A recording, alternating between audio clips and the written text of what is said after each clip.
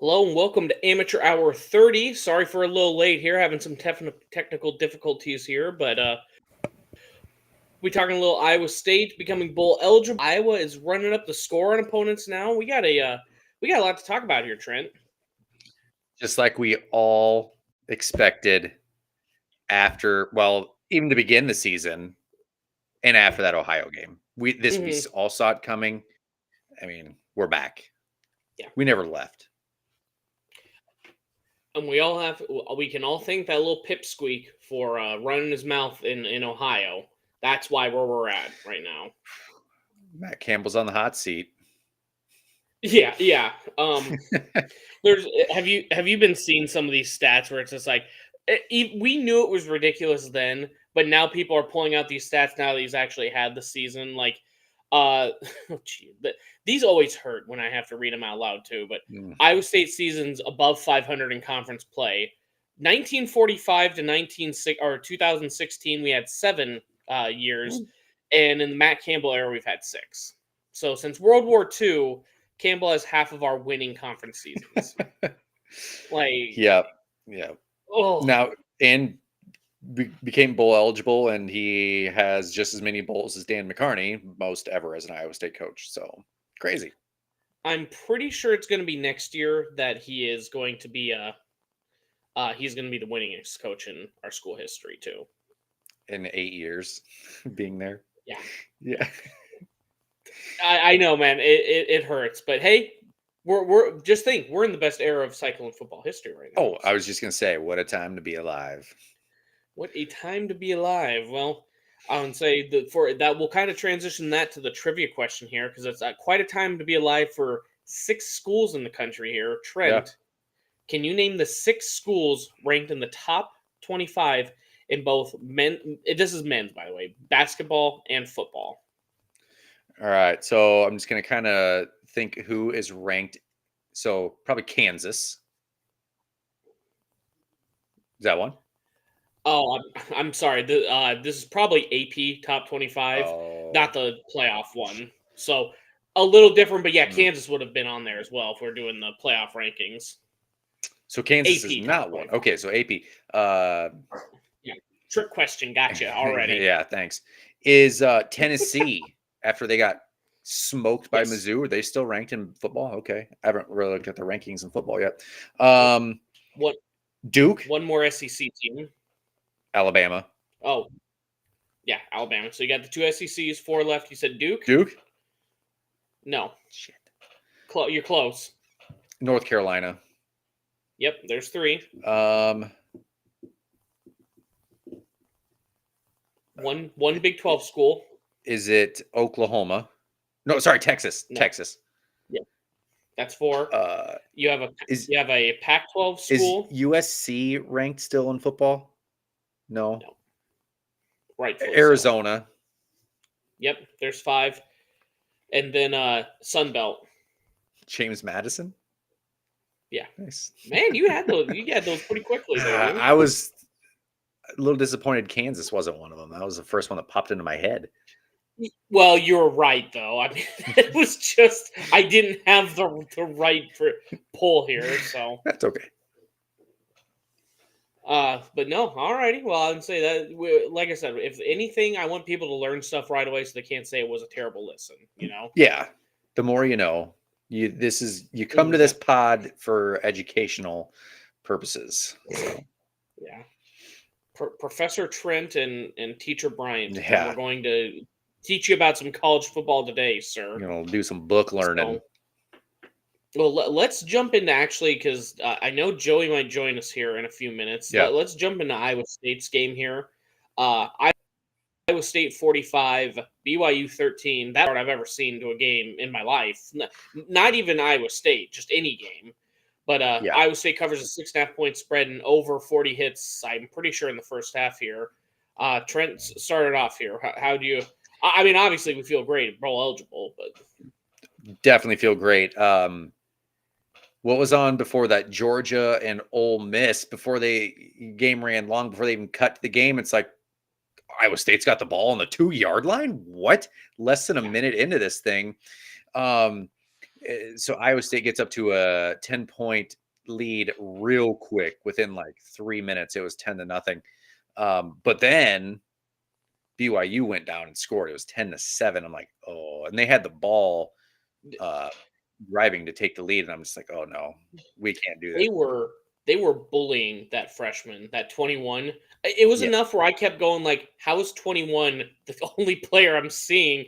And he wasn't sucking. They were just picking on the kid the whole damn time. yeah, yeah. And you would text me that, and I think I texted you. I was like, Hecock will figure this out. He's seen Hmm. 2 drives. He'll figure this out. Put the clamps down, and that's exactly what they did. And Iowa State just they looked great in all facets of the game. I think I put in the notes what Iowa State has scored on 11 of their last 13 drives going back to the second half of the Kansas game. So Yeah. their offense is cooking right now. That's a crazy stat. So what a fun game though. Like we Iowa State fans, we never get this game. It's No, always I would say that stressful. the first one when they drove down the field and it was 10-7, it's like, yep, here's the game. This is the actual Iowa State game. And then no, they just very uncharacteristic. They just kept running it. They kept running up the score, not actually running it, but Yep. no, it was amazing that I feel like Iowa State is like the exact average middle of this conference, where especially this year we haven't had any real big upsets, but like the good teams we tend to struggle with, but these Yep. teams that we're better than, we are just dominating them, man. Which is Like good. we're like the true center. Yeah, which is good to see because I feel like in years past we kind of play to our opponent's level. If we play a lesser opponent, we don't play very Yep. good. Whereas we're playing lesser Mhm. opponents right now and pounding them. Now, hopefully, we Yeah. can play to our opponent's level on Saturday and move up a little bit. And we had that a little bit in the first half versus Oklahoma, dude. We Yeah. were we were playing up to Oklahoma, and honestly, I wonder like if we didn't have that pick six early and we were just playing from behind, how the game plan would have changed. But like if we had that confidence of actually running that ball and scoring like we did, it wouldn't change the whole thing. But like we were just grappling the whole time. So I hope I'm pretty sure that the stats this year, if we have an interception in the game, we're 1-4, and if we don't, we're 5-0. So we Yeah. we already knew this going in, but like going into this next week, we got to be I perfect here, think the man. stat is Iowa State has won every game that they've won the turnover battle in. So, Yeah. I mean, you got to do that. This team isn't good enough yet to win games that you lose a turnover battle. Do you happen to know like if what? Well, I mean they had plenty of turnovers to start off with. I just don't. I can't remember. Did we have any turnovers in the game at all in the BYU game? I don't think so. Beck didn't throw any interceptions unless there was a fumble that I'm not remembering. I don't. Yeah, we won the turnover battle 3-0. Okay, yeah, yeah. I didn't remember one. So no, I mean I was feeling, we did have we had more penalties than BYU, but I felt pretty good with going into Utah. We have they have the elevation advantage. Hmm. They had the playing at night Yep. advantage. That home crowd. I was surprised at many Iowa State fans went there, but that looked like a fantastic crowd, and we just shut them out early. And I that biggest thing we could have done, man. If it, we that's another thing where it just feels like this is a young team where they feel the tide shift in the crowd, all of a sudden it feels like they just lose their confidence. They're like, oh shit, we're right Yep. back to it. No, we shut them up and they kept it just feels good to have the foot on the gas, man. Yeah. Because like there's so many games where it's like, yeah, let's just run this thing out. We try and kirk it, and we don't have the established line, the established running to do that just yet. Yeah, yeah. So you said about the fans, the night games, they get they pack that place. Did you hear they were talking about it on the Bloom and Williams podcast that I guess they were giving out hot chocolate and brownies to the opposing fans to the Iowa State fans? Sounds like they always do that. I And mean, and that's it's like, awesome. well, yeah, it's awesome, and it's like it doesn't really. If I had to choose any fans in our conference that were going to do it, those would be the Yep. fans. I mean, I wouldn't be shocked. I wasn't too shocked hearing about it, but I mean, no, man, bunch of at least we've been on the right side of them so Yeah. far. Bunch of friendly fans. I know when we played basketball, when when Melvin Ooh, Ejim flipped them off, they weren't too no. happy with us, but it was a good first interaction with Yeah, them, for sure. man. And they're at 5 wins. I don't know if they're going to make bowl eligibility. Yeah. That backup quarterback, I think he can be good, but not Saturday. He wasn't. He was looking young. Yeah. Yeah, being 5 and so what would they be 5-4 as well? Coming into that Mhm. game the same as Iowa State, that kind of worried me because I was like, "Oh man," I was like, "They're playing for bowl eligibility as well." Kind of scared me that they would be pumped up and looking to get bowl eligible because their next 2 games are Oklahoma and Oklahoma State, so it ain't looking good. Yeah, and I mean, honestly, the way Oklahoma State looked, 38-3, I think was that final score versus Yeah. UCF. That's about the only game. Oklahoma, our buddy Matthews that joins in the chat, he was telling us he was down in the dumps. He was like, Oklahoma's only going to win one more game before last week, and I don't know which one it's going to be. After watching that BYU game, Oklahoma's going to beat the shit out of Yeah. BYU. Uh, I mean, it's probably going to be like honestly like an Oklahoma tune-up game, like like the SEC is doing this yeah. week. Except Oklahoma, I mean, if you told me it was 42-3 at half, I would. Yeah, sounds about Mhm. right for as fast as that team is and as young as BYU is. Well, young in the context of being a freshman, not that they're all 2 years older than they're supposed Yeah, to be, but 22-year-old freshman. um, yeah. But yeah, Oklahoma's just gonna go. They're gonna decimate them, man. I know they've been having trouble with coaching the last like 3 weeks, Yep. but they are they're gonna be just fine. Now, with the whole Big 12 championship situation here, um, we got to be BYU fans this week. Yes, no, absolutely. We do have to be. I have the article for it because I wasn't 100% on everything. If Texas wins out, they're in. I mean they are they just have to they just have to win out. We're gonna be fine. We have to rely on, I believe, Oklahoma. Excuse me. Oklahoma has to lose once, and we win out and we're fine because we have the tiebreaker versus Oklahoma Yep. State. So I think the only other funny one is Oklahoma has to win out, Texas win out for Oklahoma to get in, and then Oklahoma State lose one. Kansas State, they're going to have to. Then we start getting into now. Everyone's going to have to start having some help to get in Yeah. here. But honestly, it just feels good. Like we've had so many things. Which like 8 things have to happen for you to to get to the spot. It feels good that it's like, hey, we just have to win out and not not absolutely crazy that the only team that we have to rely on losing. Excuse me, that the only team we have to rely on losing is Yep. Oklahoma. I mean, they again, you never know, man. And say I think the BYU they're going to destroy them. Do you know who they happen to play the last week of the year? Who? Oklahoma? Yeah, Oklahoma. Let's see here.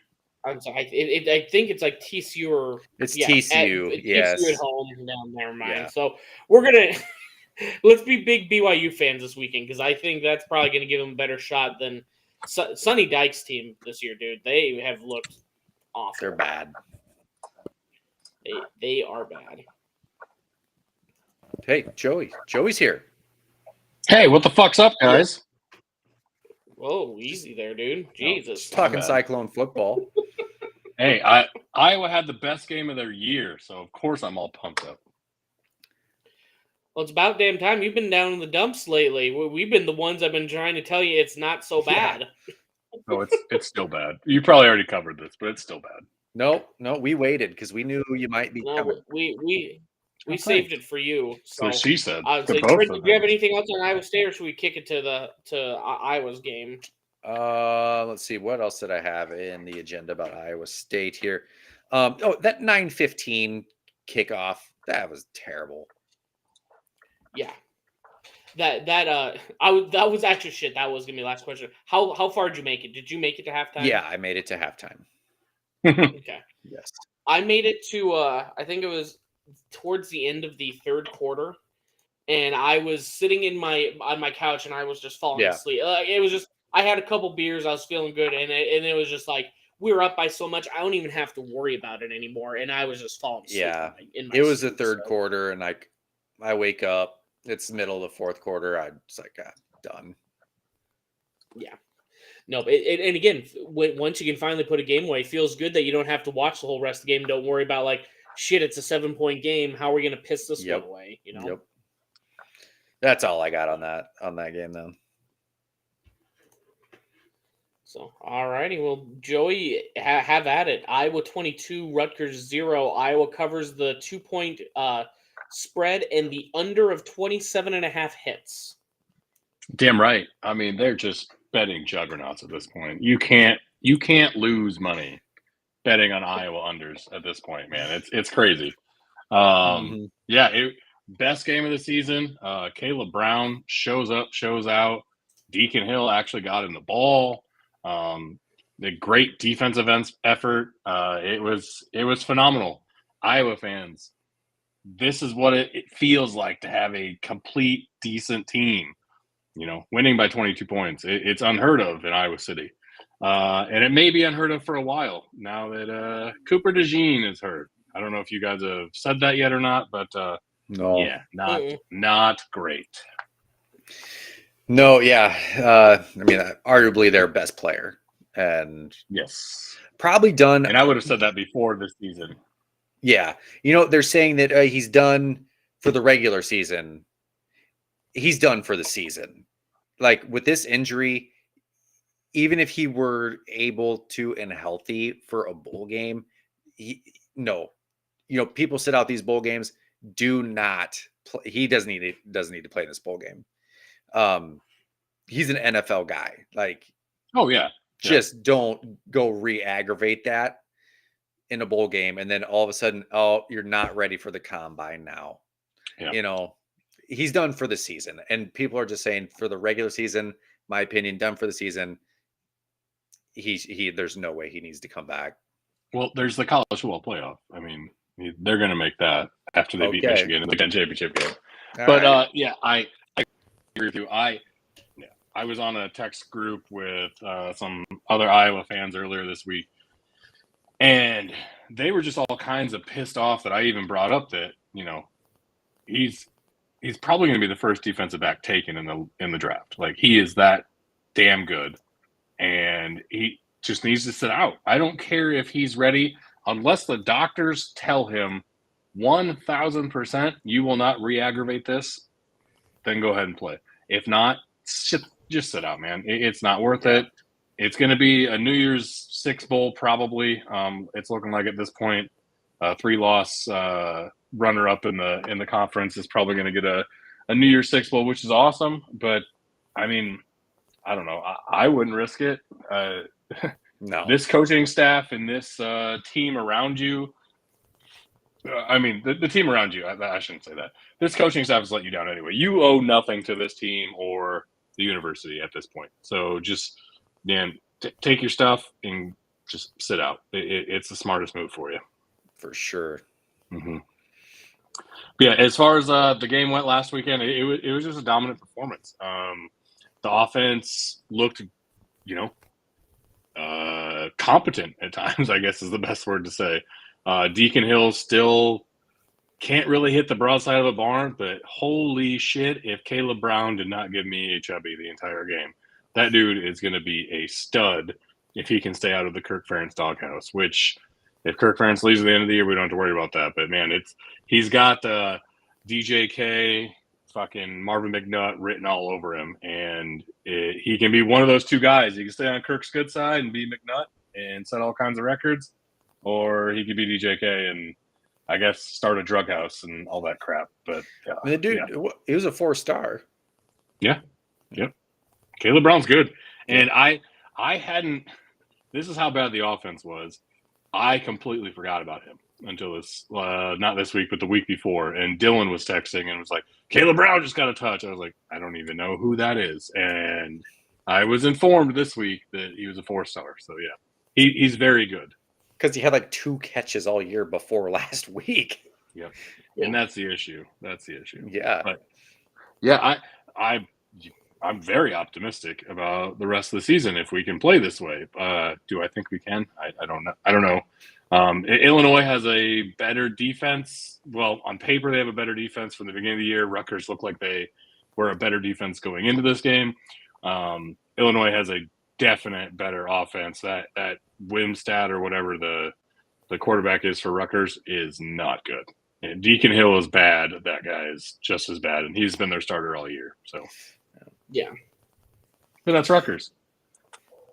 Well, they're bowl eligible, so I mean they've been able to do something. But yeah, I watched half of that game, and it was just like usually it's kind of when I'm half watching the game, it's like okay, I'll listen for like the crowd roar, big big play or anything.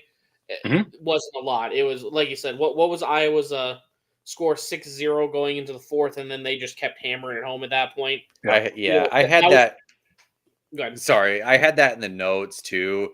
They're all talking about this. They had 402 yards offense, a big Iowa offensive outburst. I'm like, it was 6-0 in the fourth quarter. Like most of their Trent, we're talking about almost 3 seasons since we've had 400 yards. Like, still though, like Michael Penix can take a shit and get 400 yards. If it weren't for the fourth quarter in those 2 touchdowns, it'd have been 6-0. Which typical. If I would have bet that, if I would have bet the under, my butt would have been puckered in the fourth quarter. I agree with that. I don't know if you guys said it, but yeah, 402 yards of offense, first time in 32 games. Phil Parker, on the other hand, his 3rd shutout in the last 21. Yep. I don't know if did we bring it up last week, that USC stat versus Iowa's points scored versus points given up? Yeah. That stat sums up Iowa football in a nutshell. And if you guys don't remember, USC scored 284 points this season. Iowa's given up 282 points in the last 2 years. So there you go. That is Iowa football, baby. Joey, I don't want to bring you down, but I want live reaction. Kansas State 65, Iowa women 58. Oof. Parity in women's college basketball. That's the top 3 losing. That's crazy. That and who we were trying to figure out who's the center last year for Iowa. It's CZ, and I can't think of her. Say that again. Her last name started with CZ. Cesano? Cesano. Yep. Yeah, she was really good. They just don't have that this year. I was watching that center in there. It was like right before halftime. And it's like, let's just get an easy 2, and she just missed the easiest layup in the middle there, man. I mean, no shock if Iowa women's basketball loses. It's probably going to be who the hell wasn't helping Caitlin Clark. I'm trying to find her stats real quick because I don't think she would have been the culprit on why this team lost here. But that is shocking, man. What's that? Well, it's good that you brought this up. I got 2 points for this. I do think South Carolina is the best team coming back. They have a freshman that got is taking the place of their All-American center last year that went first in the NBA or WNBA draft. Like they're just fully loaded. Their coach is really good. But for one of the weeks that I thought was going to be amazing for college football, the polls, which they were, the playoff committee, I think, got it right, and deservedly so again. The women's college basketball poll got it completely fucking wrong. I don't understand how LSU, UConn lose. Iowa beats a top 25 team, top 10 team. South Carolina also does the same thing, and Iowa beats a better non-ranked team than South Carolina did. South Carolina jumps Iowa. Mm-hmm. Did they see stuff coming? Probably. That's fine. But you can't do that. That's just bullshit. And it's the second poll of the season. I shouldn't be all this worked up about it, but it just sets a precedent that looks dumb. Like, fuck that. What are you doing now? So, Well, get some fire underneath them because right now apparently they're going to need it. I'm looking at it right now. Caitlin Clark shot 9 of 32. The team had 61 total field goals. So someone's going to have to step up and create some shots because I saw at one point it was from half court. Like I think she either got the pass or was going to pass. Runs up to the top of the key. No one's available. She does another move. Gets to a long 2 jumper, and there's 4 women just watching her play basketball. I mean, you're not going to be able to win any games if that's what your support of Caitlin Clark's going to be. Yep, and I completely agree with that. And granted, hands up, I haven't watched a whole lot of women's basketball or anything other than football so far this year. I don't know anyone that has, but they scream a lot of the Gilbert Arenas Washington Wizards, the Portland Trailblazers, Damian Lillard. That's what it screams to me is you're going to have one phenomenal person that can shoot, can do everything, and 4 that are just going to kind of, hey, this is Caitlin's show, which I get. She has done that to herself, but Lisa Bluter needs to build up the team around her, and there's a lot of the season left. So 1 loss to Kansas State, that's cool. Gilbert Arenas, Washington Wizards, they'll have guns in the locker room.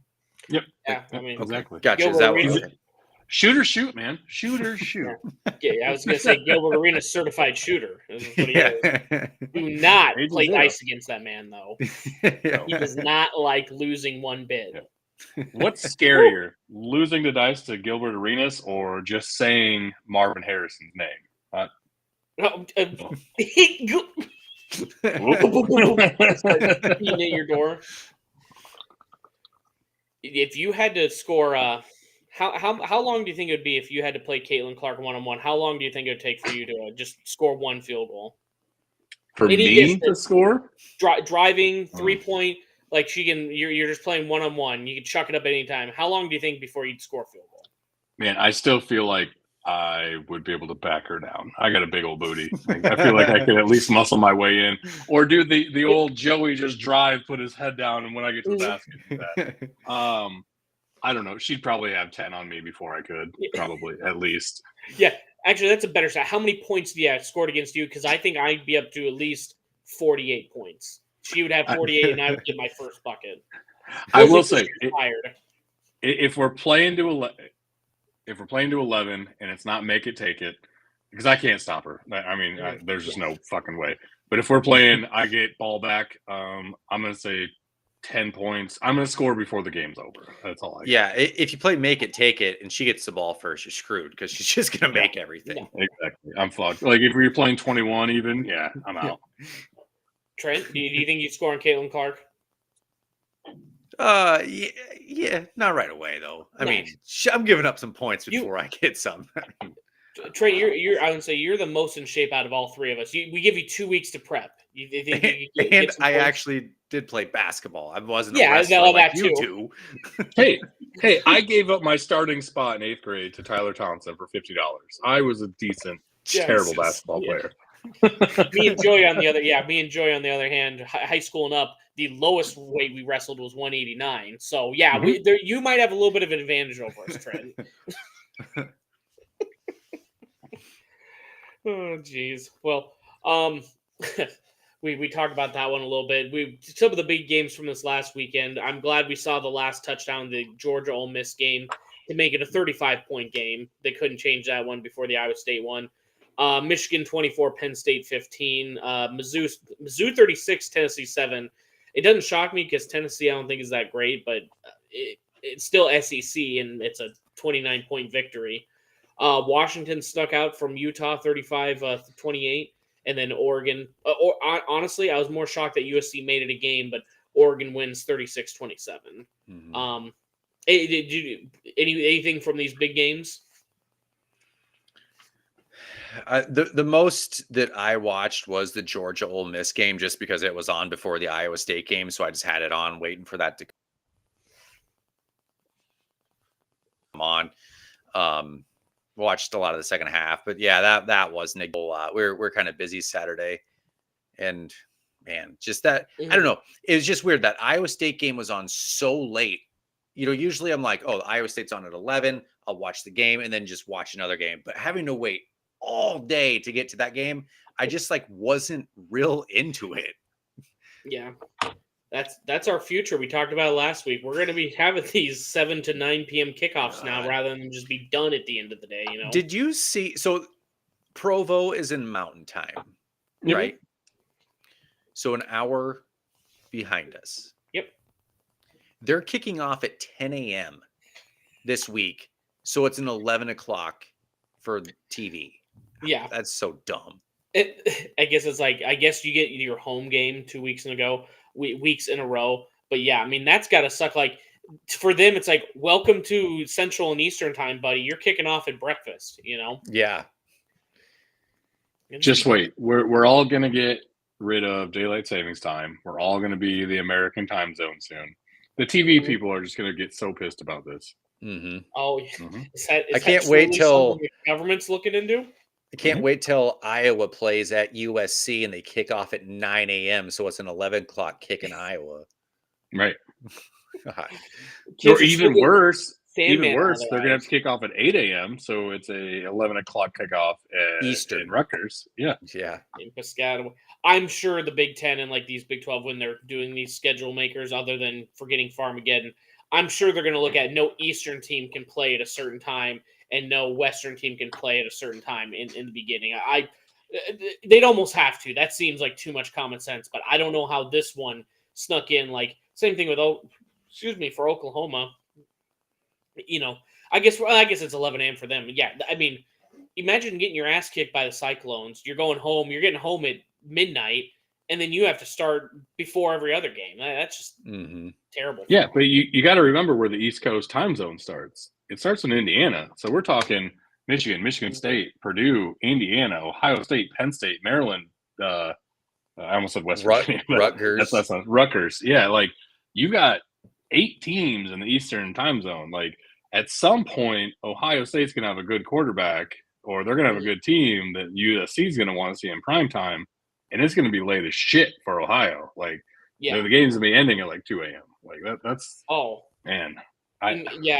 I see that's where I think they'd have to be like, they do it in prime time, 8 p.m. Eastern, 5 p.m. Mount. Like, I don't think they'd ever allow, like, okay, here's the USC late kickoff. You know, because how dog shit would that be? You're Maryland. I'm trying to think someone who get kicked, Maryland or Rutgers. You get told. All right. Yeah. Go ahead. What I was going to say. Go ahead. You go. Just go. You're Maryland or Rutgers, and you get told, hey, one of the big boys, Oregon, USC, the big names, gets told, okay, they're going to get the prime time or the late slot because we need to have the ESPN time. We have to have that time slot, and you're kicking off. Yeah, what would that be? So it's 10 p.m. at night, and you're playing until 2 or 3 in the morning. Right. I mean, not going to be fun to make. But look if you're Tagovailoa and Keon Coleman was said to maybe have went there instead of Maryland for the recruiting.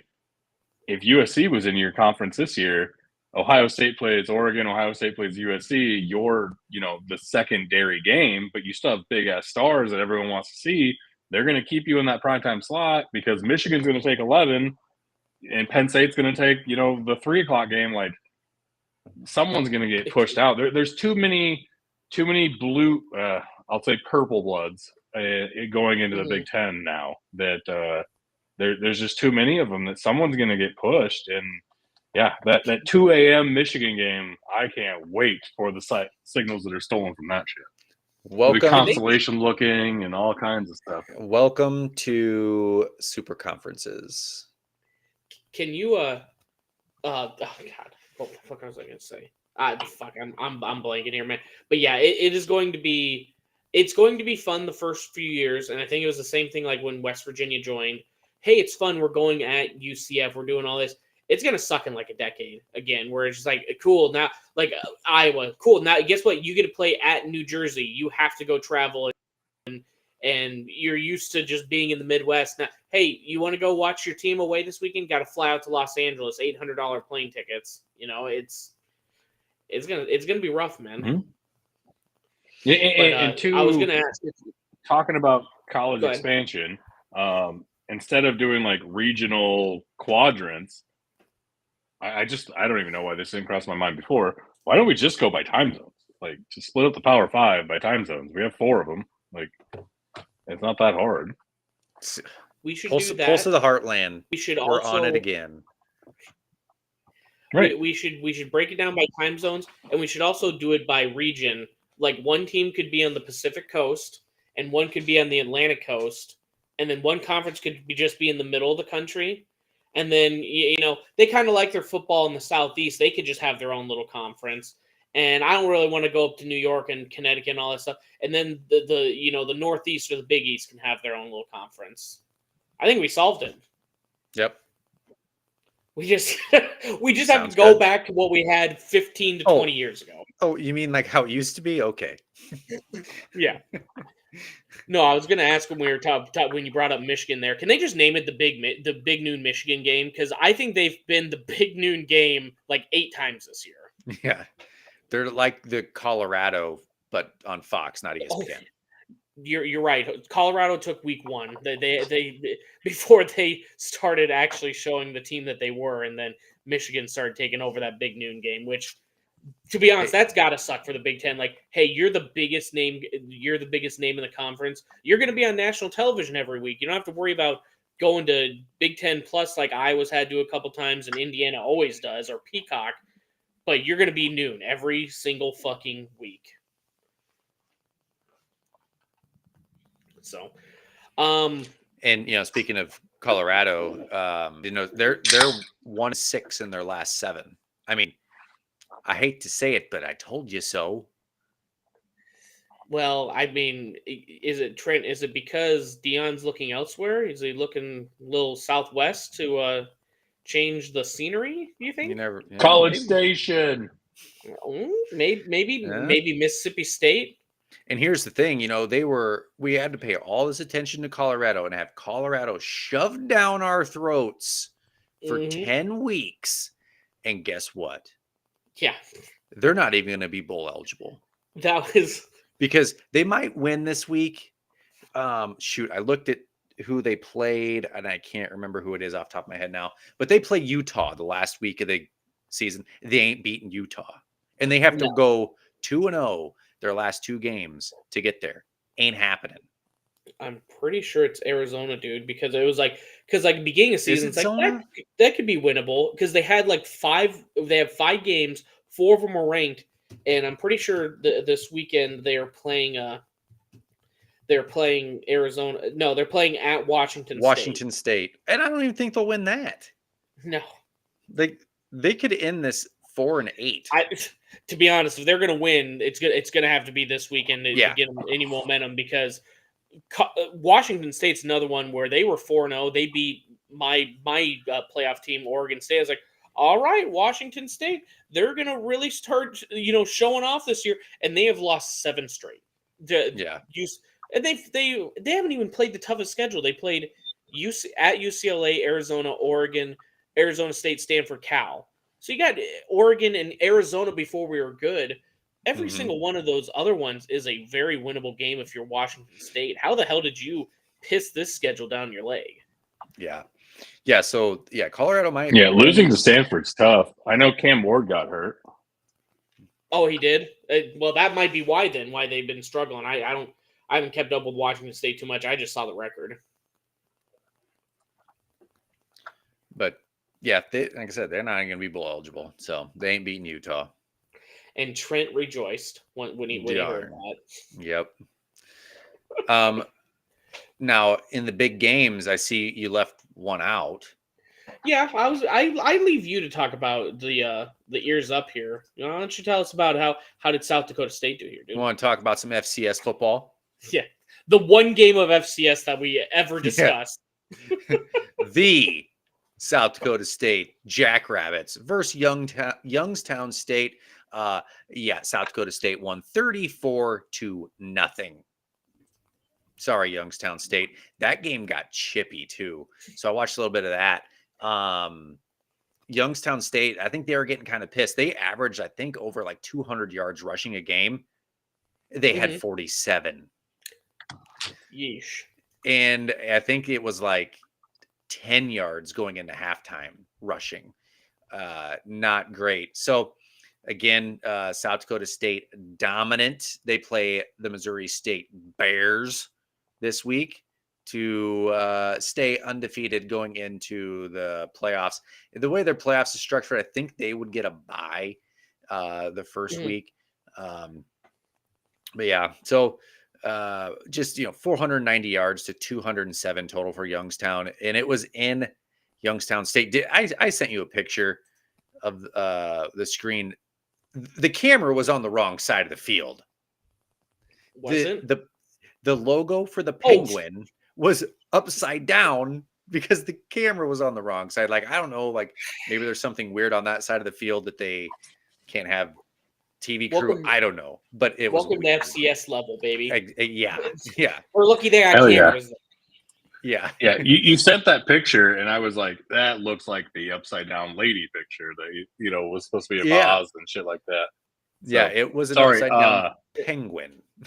Yeah, this Candlewood Suites in Nashville does not have very good internet. I'm on my hotspot now. Should be good to go from here. I went from 9 gigs to 78. So it's not good when the hotspot is better than the Wi-Fi. Welcome to Nashville. Things just happen. Candlewood's Wi-Fi, 2 thumbs down. Boo, get him out of here. You're officially out of Joey's top 25. You're out of here. Speaking of Nashville, Joey, do you know what university's there? Vandy. No, besides that, not a SEC. Better university. Better. Could probably beat Vandy in football. If they have football. I don't know if they have football. All right, hold on. Look right there, Joey. There you go. My finger's pointing at it. The Belmont Bruins, baby. I did not know that. This is the shirt that I was sent from Amazon when I tried to order my Campbell State Camel shirt, and I just figured it's way less hassle to just keep the shirt and not send it back. God, it must be nice to be a small person. Yeah. So I just before we started recording, I had to Google where Belmont was, and it just happens to be in Nashville. Brian, when was the last time you got a shirt sent to you on accident that you could actually wear? Well, I don't really know how to answer that. All I can tell you is anytime I've caught a shirt from a shirt cannon that they send generally to a crowd, it's never fit me. It's just straight up headband. Here's a shirt that should fit anyone in the general population. And I catch and I go, not me. I'm truly the 1%. Finally, in my life. All right. So whenever you guys catch shirts out of the shirt cannon, just send it my way. Yeah. I'll wear it. Send it to old Brandon SD. Yeah. But yeah, Belmont. We learned that. I was like, oh, it looks like Tennessee, so we had to look it up. So I've known that they've been in Nashville for about an hour. Oh, nice. I am in Nashville and didn't know they were here. So yeah. By the way, I went to a place called Smokin' Thighs. Amazing fucking food. Everything is smoked. They don't have a fryer. Everything's smoked. All their sides, other than salads, obviously. But thighs, like your leg thighs. Yep, Smokin' Thighs. Yeah, you probably thought I said guys. I did not do that. Not tonight. No, yeah. I thought you were talking about strip clubs again. That's what I thought. I was like, Jesus, we're going right back into it. But Smoking Thighs, the smoked food restaurant. So I'm meeting up with my cousin Skylar Mahosky, and he's like, you ever been to Smoking Thighs? I was like, if this is a strip club with like smoked meat buffet, I will 100,000% be there. He's like, well, take out the strip club part, but yes, it is all smoked meat. So yeah, it was delicious. 2 thumbs up. They have a Nashville hot dry rub that is still burning my mouth, and I had one little like dip into it with my finger. I got it on the side, and I couldn't do it. I couldn't do it. It was crazy. One little taste and it was too hot. I'm still not sure if we're not talking about a strip club here, Joey. Exactly. But it was a dry rub. It was just poof in my face. But I think if you started a smoked barbecue foods and strip club combination, I think you'd be successful most parts of the country. I don't think on the coast you would be, but you put that in old Webster County, I think you'd do just fine. Yep.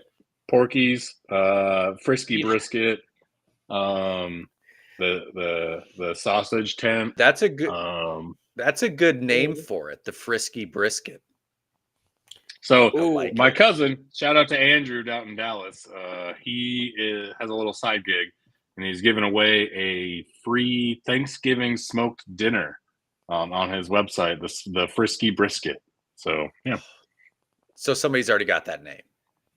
Yeah, but it's my cousin. I'll just steal it from him. It's not that big. Yeah, that sounds good. His family. Yeah. He won't mind. He believes in God. I'll just donate to his church or some shit. He can be Dane Cook. You can be Dane Cook's brother. Is that what you're saying? Basically. Steal all his shit. Okay, I like it. Mm-hmm. I like it. By the way, ever since Dave brought up the who would win in a fight, a penguin versus a jackrabbit, I've been trying to find more mascots that are going to fight each other this weekend to see. I haven't found a good one yet, but I would like honestly, even the Iowa game, a fighting Illini, an Indian versus a hawk. I think that'd be a pretty interesting battle with how fast hawks actually are versus Indian archery and hunting.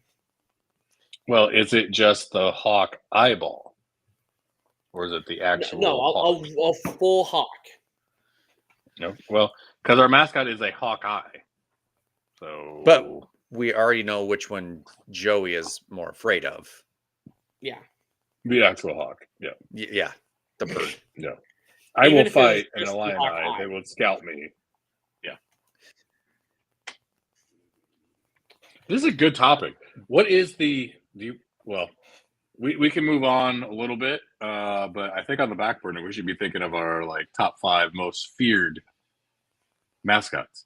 See, I like the debate, who's going to win in the mascot, because we were talking about the Jackrabbits and the Penguins, and I said Jackrabbits. It ain't close because I'm a little biased. And then Joey sends a picture of what a penguin's mouth looks like. Yeah, fuck that bullshit, man. And they are also the most misogynistic animals in the animal kingdom. And they sexually assault the females constantly. Have you... Ducks or penguins? Penguins. I read a stat, or Rochelle read a stat, that 5% of mating habits by penguins is consensual. Have you... Now we're learning more. This... Have you seen, we go to the Omaha Zoo every summer with Amelia, and people flock to the penguin thing. Underwater, they are fast. Oh yeah, it's crazy. Would you rather? How do I word this without trying to get mascotty? Faster underwater, penguin or otter? Penguin. Really, man? Otters are quick as shit. Penguins are fast, man. I was gonna say hippo, but you narrowed me to 2 options. Hippos are fast as shit. Don't hippos kill?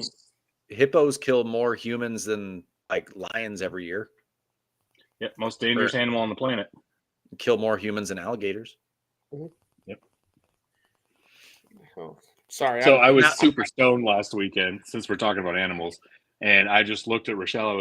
I took a drink of water. I was like, oh my God, I should be a killer whale or something. And she looked at me, she's like, what are you talking about? I go, I love water inside of me. I love being in water. I like to be mean and aggressive. I should be a killer whale. She's like, you need to lay off the vape, bud. Just get off. You need to, and I'm going to take this from you, buddy. You just lay back and relax. And I feel like Bryant has plenty of those situations that he's had to do for me. So yeah, that's where you go. No, that's where you just agree with them. That's where you just agree with you. You go, yeah, no, you're absolutely right, and then you just fucking leave you be. Hey, what's that over there? And just take the pen or whatever. Damn right. So see, this guy's on Joey's side here. Zuffalo. Yeah, he's pretty big hogs. Yeah. See, I think it would depend on how skilled an archery is, but I don't know. I legit think that would be a pretty good matchup because, I mean, you've seen how fast hawks can dive down and grab right at you. I think anything that's got an air attack, can definitely have an advantage. I mean that's just the art of war, Sun Tzu. Yeah, you gotta have. And see, all you fuckers make fun of me for being afraid of birds, and this is what you tell me. Yeah, See, I'm not afraid of birds. I think birds are disgusting. Oh yeah, there's that too. Like to have one as a pet. Yeah. Gross.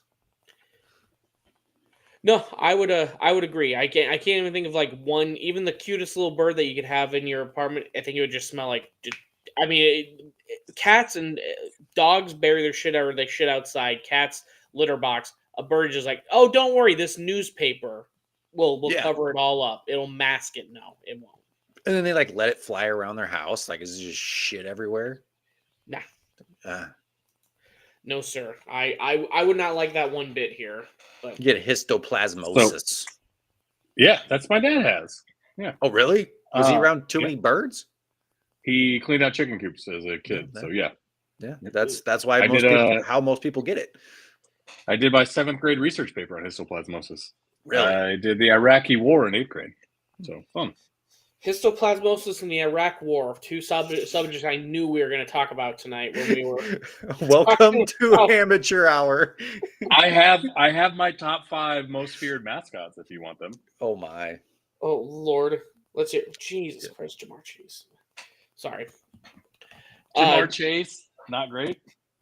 Yeah, Mr. crying about getting me the ball, and he had one game where he went off, and then he's just been absolutely average ever since. Did you see Joe Burrow? Like his arm fell off. Joe Burrow? That was bad. Yeah, he's done. Yeah, he's still playing. Is he in right now? Yeah, he's been playing the whole second half. Really? They must have gave him some good drugs in the locker room. Then. I wonder if Jamar Chase is going to cry again so he can actually score some points on my fantasy team. Jesus. I need like 4 touchdowns from him. That'd be great. Yeah, well, but not top 5 most feared mascots. Do we have a sound for this? Is anyone going to play any drums or anything afterwards? Okay. I will. There we go. We'll give you Yates. Number 5. Number 5. The Wolverine for Michigan. Not only are they fearsome, don't back down from anybody, they also steal your signs. Theft. Second, the Bears. Bears. Bears. Yep. The Belmont Bears exclusively. Just the Belmont Bears. They're the Bruins. Yep. They don't have a football team. I looked it up. Jesus. God damn it. Well, we're going Chicago Bears then. Third. Number 3, the Lions. Yeah, I would always be deathly afraid of a lion. There's only one cat that I am more afraid of, and you'll find that at number 1. Number 2, a falcon. Yeah. Yep. Most deadliest animal on the planet, fastest airborne, and also fastest animal on the planet. Yeah. Also, peck your eyes out, go to your brain, you're dead. Bye. Number 1, a tiger. Just they can live solitude. They can live solitarily. They can also have a family. Huge ass domain. Just the scariest motherfuckers in the world. So yeah, the tiger. That's Joey's top 5 most feared mascots. I noticed Buckeye wasn't on there. You're not afraid of tree nuts? I'm not afraid to get a nut in my face. Wait, what? Good. They're poisonous. Well, then it would make sense why you're not afraid of Ohio State then. Yeah. I mean, I should be afraid of like plant things. I got fucking poison ivy all over. I was gonna say, I don't think any college team like the Iowa State poison ivy? You know. Oh man. You're in Nashville, a city, and you get poison ivy. How the fuck did you manage that? I got this from Dart. Dart got out for 4 days last week. Oh. Yeah, and then came home. Just got it this week. Oh no! So poison ivy is weird for me. Shows up like 3 days after, and it just comes in like a motherfucker. So I have steroids on lockdown. Well, all the steroids, that, buddy. Well, let's get this rain back in here, man. We've been doing 15 minutes of animals at this point, so we've had about 10 weeks here for the season to play out here. There's still not a set Heisman winner at this point. Trent, I mean, what are you? How are you feeling about it so far? Do you have anyone that you think should be the winner, or do you have a group top 2 or 3? Yeah. So I put it here in the notes here. We all know that it's usually the best quarterback on the best team. That's not what the Heisman is supposed to be. It's supposed to be the most exciting player. So give it to the most exciting player. Mm-hmm. Invite 4 players that aren't quarterbacks. I don't care if there isn't a clear-cut quarterback that's the most exciting player. like I said, example, Marvin Harrison Jr. Give it to him. Dude is balling.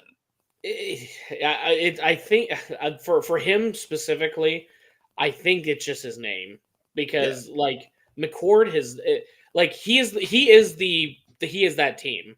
If Marvin Harrison wasn't on Ohio State's team, they would probably have what are they at? They're undefeated right now. They'd probably have about 2 to 3 losses right now. Yeah, because Kyle McCord, he's not the guy. I mean, he's we're used to Ohio State level of quarterback, and McCord has been serviceable, but he's not been C.J. Stroud or Miller or all these quarterbacks that we've seen in the past here. But if they don't have Marvin Harrison to get them, that touchdown versus Notre Dame, they're losing that one. They've been in so many close games, and Marvin Harrison has been that difference.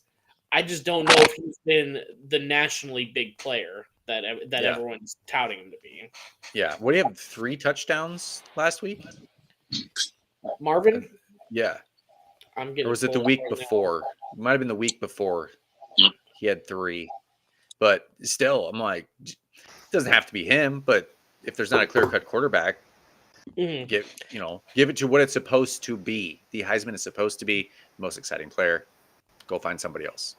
That's right. That's where I had it right now because it gets convoluted with the best quarterback on the best team, and that's where all these years every Alabama quarterback's always been on the list. But Jaden Daniels went off for 550 yards last week, but he's on a 3-loss team, so no one really gives a shit if he's balling out like that. Dylan Gabriel went off for 8 touchdowns last week. But he's not on one of the top. What was Oklahoma 12? Or I think they're closer to 10. I don't have the rankings right in front of me, but he wasn't in one of the top 5 teams, so it's kind of getting lost underneath that mark there. Yep. Yeah, Oklahoma is 14th. 14th, LSU's 15th in the playoff rankings. So yeah, if they're not in the top 10, it really doesn't matter what they're doing. It seems like. Hell, give it to an FCS player. Like, if they deserve it. FCS has got a Heisman, don't they? Heisman level. I mean, it's not the Heisman. No, yeah. Do you know what it's called, Joey? I don't. I almost said the Grey Cup, but that's Canadian football. I was listening to SVP and Montreal Alouettes won last night, so yeah. I'm gambling again. It's amazing. Oh God.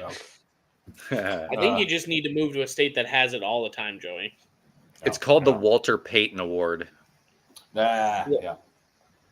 I thought that was should be the Randy Moss citizenship. Yeah. All right. So my Heisman thoughts, since I was peeing when you guys were talking. Jaden Daniels should win the Heisman, hands down. Like, dude has better stats than every other quarterback, like twice as well or twice as good as like Penix and Caleb Williams. And I love both of them. If I had a Heisman vote right now, it'd be Penix. But Jaden Daniels should win it just based on statistics alone. Do they have updated odds on who is the odds-on favorite right now? I was actually looking at it earlier, and I think it is Jaden Daniels. Wait, what? Bo Nix from 3 days ago on BetMGM. Bo Nix is the current favorite at -110. Michael Penix at +375, and then Jaden Daniels at +400. And then fourth is Marvin Harrison at +550. Everyone else is in the thousands. Ollie Gordon, remember when he was going to win the Heisman after for 2 different games, and then all of a sudden he couldn't do anything versus UCF? Good times. Good times. I like that kid from Arizona. I don't think he's going to win it this year, obviously, but Nafita? Nafita. Yeah, he's going to be real fucking good in the next few years. So watch out for him. Well, once he has to start playing Big 12 teams, he ain't going to be nothing. Yeah. Playing those tough Big 12 defenses. That's right. The national pundits will know that, but it's been good defenses for what, half a year, something like that. Well, do you work for ESPN ESPN, Joey? Because that's what they still think. They Man, think if I did, this podcast would be making so much more money if I did. Yeah. God damn it. Yeah, anything's more than zero, so that's for sure. We're negative since I had to buy this light, so. But no, I mean that's been the trope for fucking a decade now. Since the playoffs have started and the Big 12 got screwed out of the playoffs by Ohio State. TCU and Baylor, that was the first year where it was 61-58, and they play no defense, and they just never let up after that.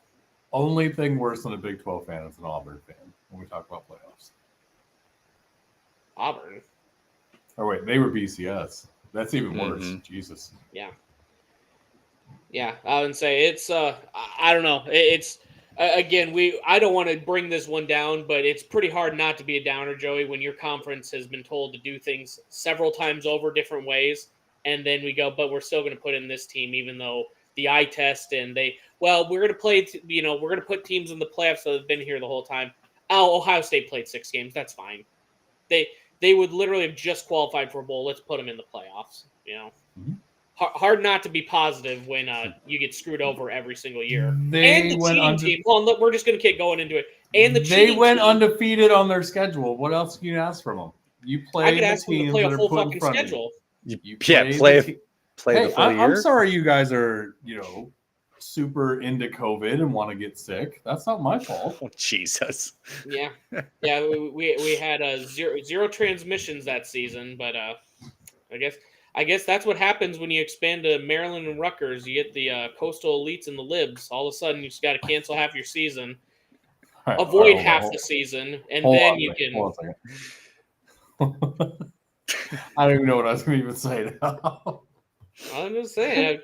Wait, so you guys had zero transmissions that year? I mean, we played the whole fucking season, man. It wasn't Michigan that they started playing bad and then they had to cancel the rest of their season. Had to skip the last 3 games because of player safety at that point now. Because of a pandemic that everyone else never mind. We're not getting into this. Yeah. There must not have been COVID in Ames. Yeah, no.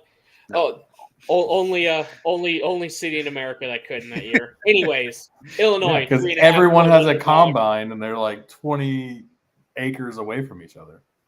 That's the national perception. That's the national perception of Ames, anyway. Yep. I love Ames. I was just talking about Ames house parties tonight with my cousin. We'll go with Thumbs. We brought up Thumbs. I was telling him about Jack being super hammered in high school at Thumbs. Fun times. Sorry, Brian. We're taking your whole podcast off the rails. Sorry, bud. Go ahead, man. Illinois 3.5-point underdogs at Iowa. Over under 30.5. 2:30 at FS1. How do you think you're going to win that game? Defense, special teams. I'll be super excited if the offense keeps up. But yeah, I don't think. I think Illinois is not. They're not giving up on this season. They had over 500 yards on offense last year, but I don't think they're the team they thought they were going to be. So yeah, they're fighting for bowl eligibility. It's the Hawkeyes have the Big Ten West wrapped up if they could beat Illinois, basically. So, you worried with DeJean out and that quarterback throwing for 500 yards? That worry you at all?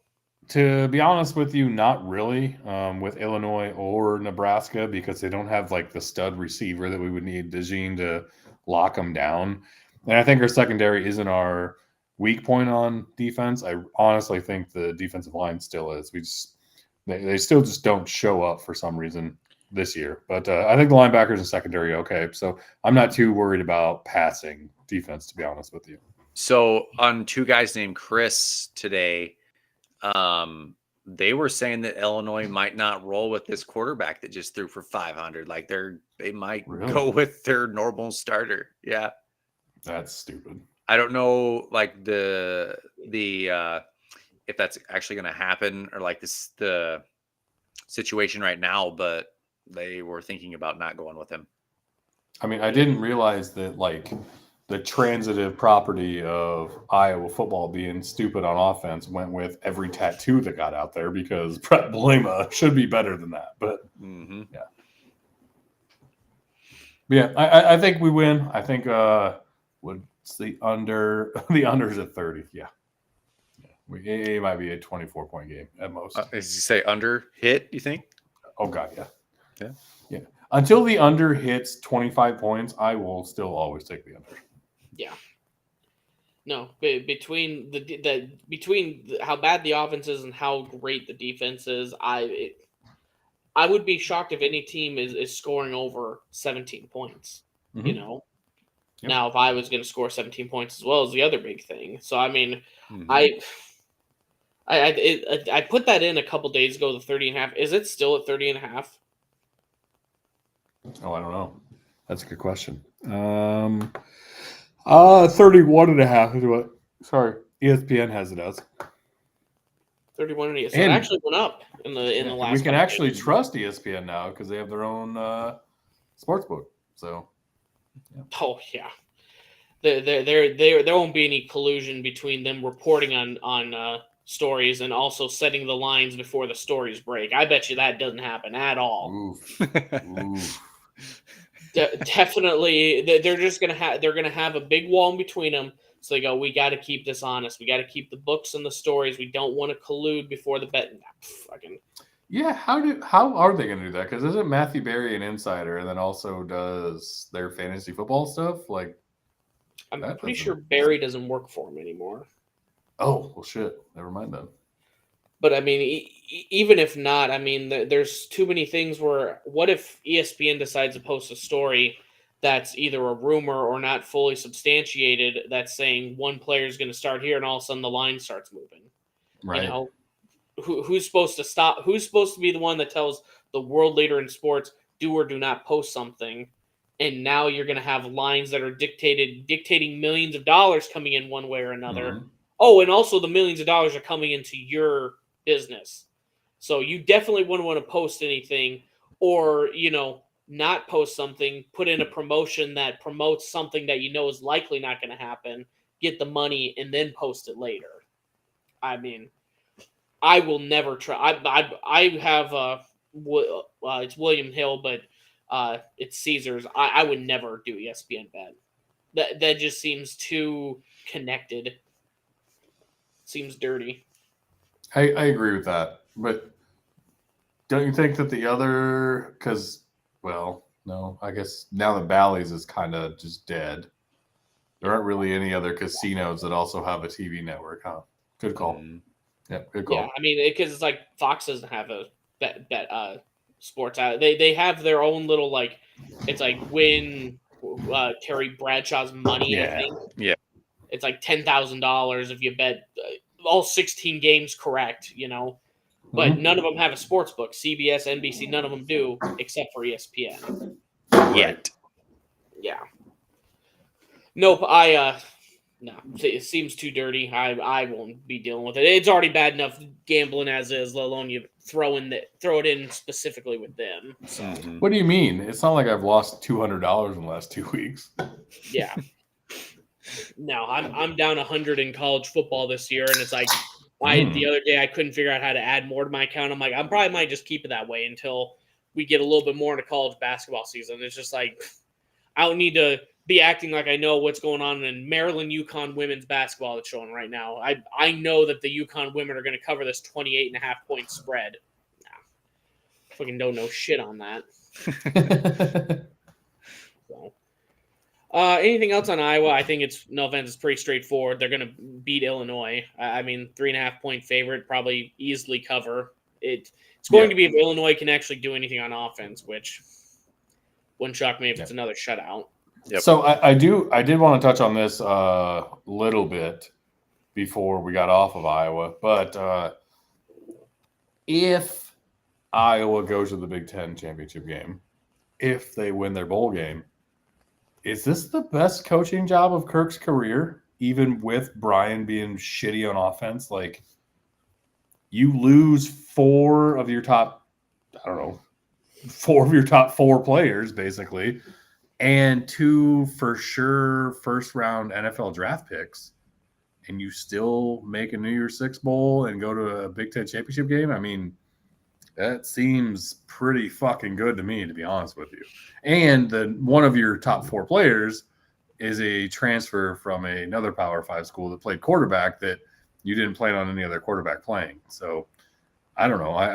I was just trying to put it in perspective of the season as far as, hating on Brian is very much a thing to do, but this is also a very good fucking coaching job based on the amount of injuries and shit that's went wrong with the program. So I kind of think it is, but I still hope he retires.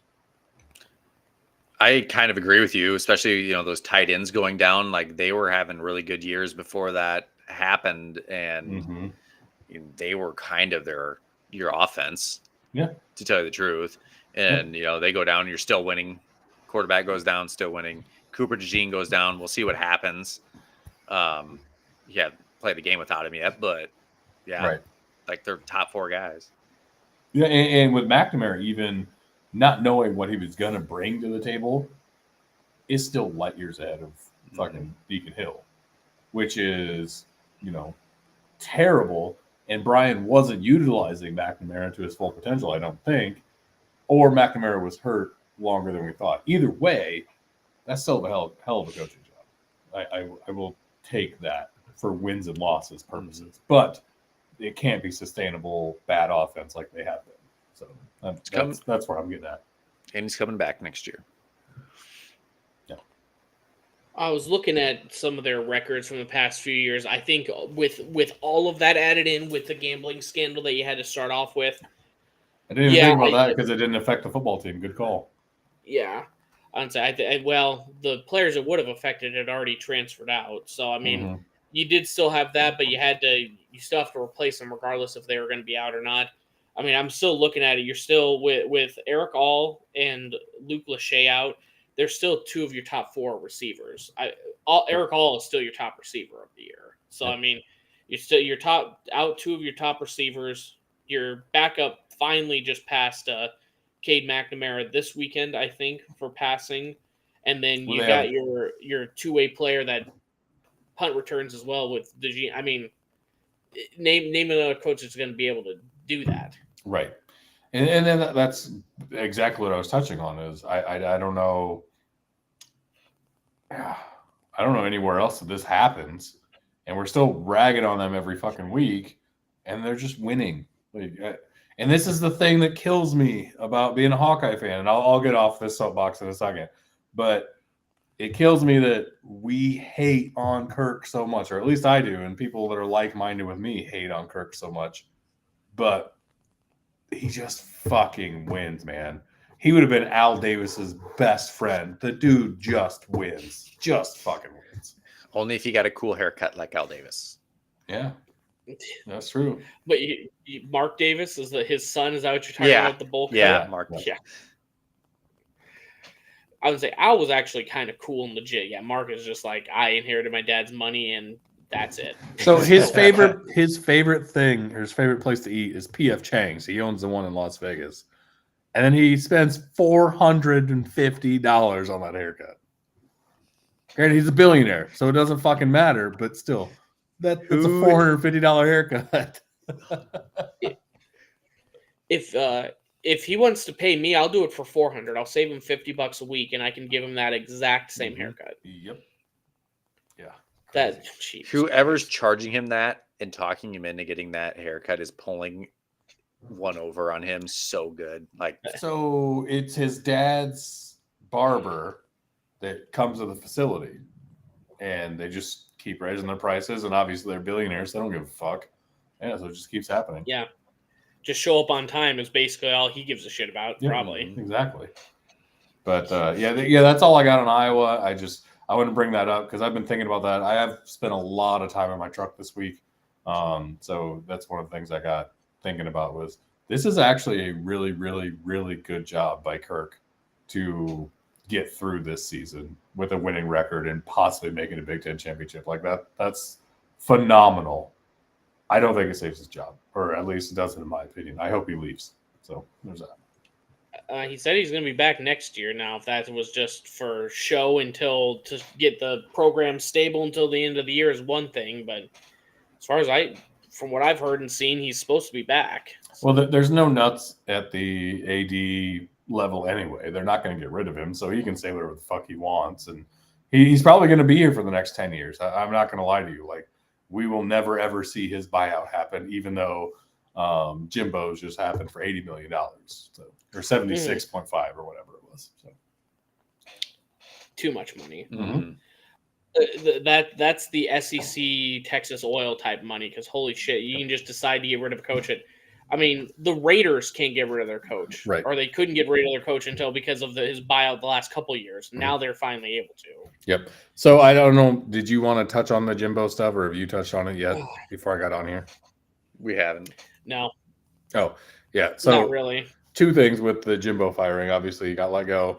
$76.5 million buyout. The school announced at the halftime of that game a $150 million new booster check that they had. So half of that is just going straight to Jimbo Fisher, which I think is hilarious. Yeah. Considering what he did in pregame. Have you heard about this Max Johnson shit? Mm-mm. Oh my God. So Tanner Wegman's been hurt. Max Johnson's been their starter for a little bit. And he also got hurt in their last game. It wasn't known how severe his injury was. They put another player in that threw left-handed, that looked about his size, put a helmet on him. I saw didn't this. Put Johnson on the back of his jersey, but it was number 14 and was warming up with the quarterback so that the team there, I think it might have been Mississippi State that they beat. Yeah. 51-10 or whatever, couldn't figure out who was starting the game. That's some D1 fucking football shit there. That's a big brain thing from Jimbo there. Doesn't that circumnavigate around the hey, we have a injured player and you have to disclose that stuff? So there is a disclosure thing, but I don't think the SEC has one. I don't think. In college you don't have to disclose that, right? Yeah, it's by conference because Utah. Okay. I know this was a thing earlier in the year with Cam Rising. Utah had to disclose it 3 hours before the game. I don't think it's an SEC thing. I know it's a conference thing. So, yeah, good on Jimbo getting out of there with a laugh. I guess like Jeremiah Cooper, he was injured, but he suited up and he warmed up. They just decide not to play him. That's one thing, but you're intentionally putting someone else on there in a different uniform. That seems like the extra step where it seems like that's wrong. Yeah, you're not going to be able to hey, we think he was ready to go, and then before kickoff he told us he wasn't. I could see that, but you're just putting that's really fucking weird. I guess competitive, but very weird. Also not breaking the rules. And how many times in wrestling did a injured wrestler warm up? It happens all the time in NCAA, but I mean, in high school, you see an injured wrestler warming up and stuff, and they, manipulate the who's going to wrestle at what weight. It's the same type of thing, but you would think there'd be rules against that in NCAA football, but especially because there's so much gambling. But it would be like, what if a different wrestler just put on your singlet and it had your 215 marker on the leg and it's like, okay, I'm going to be the 215. Just kidding. It's actually the other guy. It's just that extra step I'm having trouble to get over. But, and again, Jimbo's gone, so we don't have to worry about that anymore. But I mean, if that's the type of shenanigans he's getting into, he's worried more about putting a fake player in Max Johnson's uniform than he is focusing on winning games. Mm-hmm. And he's been given every advantage that he could with the money he was making, the money the university was giving him. When they had the number one class last year and they literally bought all their players after NIL was announced, if you can't win with that, I mean, I don't even blame him for spending $70 million. If you got the money, get him the fuck out of it. 2021, they had the best recruiting class, numbers-wise, stars-wise, all that shit, rating-wise, of all time. They beat the 01 Miami Hurricane class that ended up winning the national title 2 years later, and everyone thinks is one of an all-time great team. They beat them by 10 recruiting points, which is unheard of because the gap between 2 and 3 is a point and a half. This is 10 points higher, and you still can't do shit. You can't. It's not even that you didn't win a national championship. Shit happens. Injuries happen. That's understandable. It's not that you didn't win the SEC. You have Georgia, you have Alabama, you have LSU. That's a big thing. You didn't even compete for your division. You barely got over 500. Like, the fuck is going on, man? They couldn't get bowl eligible. Right. Exactly. Yeah. Like that is such a bad look. I don't know where they go from here. I honestly would not be surprised if Bobby Petrino is just the head coach moving forward. Zero buyout. You get back to offense. You use the recruits you got in, and then you find someone after Petrino, fails in the third year of this shit because he can't recruit and is just a fucking weirdo. But you use the recruits you have now, get that offensive firepower. They could be something good in the years to come, but it's going to take a minute. Yeah, I mean, and they're talking about like they make it seem like, and it is SEC. It's going to be highly coveted no matter what. It's kind of like Michigan State is going to be a coveted job because it's Big Ten, but it's like, don't act like Texas A&M is Alabama. Right. I mean, for sure, because again, like you can even look at long term, like you're just used to be a Big 12 team, and now you're barely skating by in the SEC. You're trying to spend all this money on it, and you just have not. You've been failing every step of the way. Right. Yeah, you've had some winning seasons. Congrats, you're 8-4 again. You're 8-4 again. You're spending the most money, and you're getting mediocre results. It's them and Ole Miss. It seems like the same thing. So I don't know. They've talked about Dion. We talked about that one just a little bit earlier. I mean, Dan Campbell for the Lions. Why the hell you'd leave the Lions where you're beloved? You're winning more games. You have the team you want to go to A&M and have a board of directors like the Longhorns do. Fuck that, man. But if you're Dan Campbell, you're also like, oh man, he just got $76 million to just do nothing.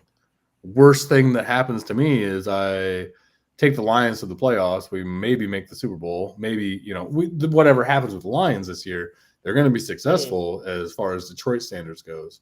You go to Texas A&M, even if you fucking fail, you're going to make $80 million more, and you go back to the NFL, and it's like, oh, I just couldn't handle recruiting, so I'm going to go back to handling egos.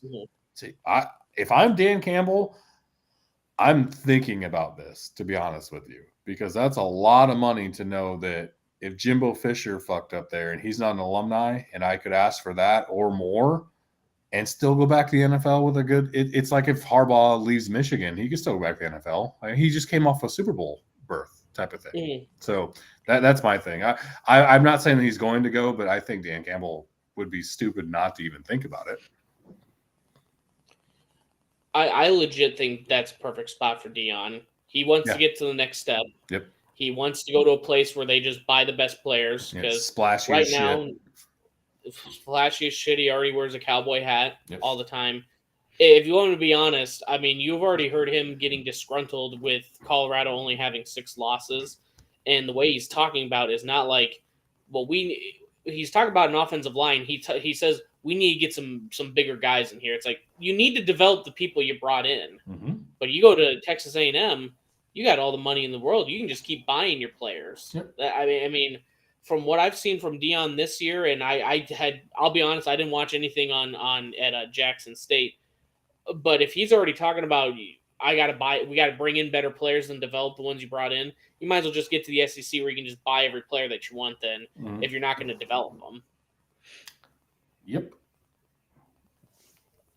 And for him also, You brought your Louis luggage. You only brought carry-ons. You didn't actually bring check bags. So you need to get bigger guys. Yeah, he's got TSA check, or he's getting the fuck out of there immediately when he can. He got TSA fast Colorado pass. already got what they wanted. What's that, Trent? He got TSA fast pass.